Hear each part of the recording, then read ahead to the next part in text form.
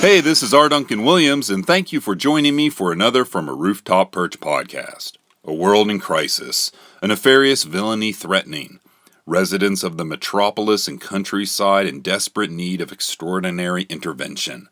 The call goes out, but will Wonder Women and Marvel men respond? They will if they continue to exist. What is this villainy, this impending threat? It's not what you may think. Possibly the most dangerous enemy at the cultural gate is not a tyrannical despot or even a toxic ideology, but rather something much subtler, prevalent, and of our own making. The strengthening enemy, especially amongst the younger generations, is a bored lethargy, a self-indulgent apathy, which dulls the inquisitive mind and silences the cat's curiosity. A significant segment of our society has become disoriented by a labyrinth of screened entertainment, the result being a blasé attitude towards things that once fed and fired the imagination. Is there an antidote or a cure for this cultural malaise? There is. What our society needs are additional, true students. Now, not everyone who attends school is a student. A true student is one who is always teachable, and therefore always learning, whether or not he or she is within the walls of a school building. True students are continually brimming with wonder.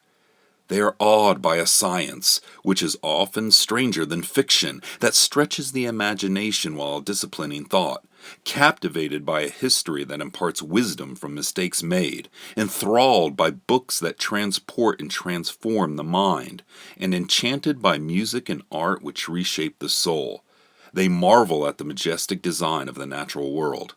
But true students are not of a certain age, for to be one is more of a state of mind, rather than being of a certain time period enclosed by chronological parentheses.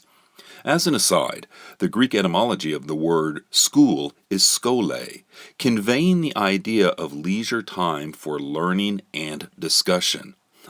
Hardly a descriptive of modern schooling that too often overwhelms its students with endless assessment anxiety and project pressure. Obviously, our culture would benefit greatly from additional true students, men and women, old and young, spending more of their leisure time being wooed by wonder and moved by the marvelous.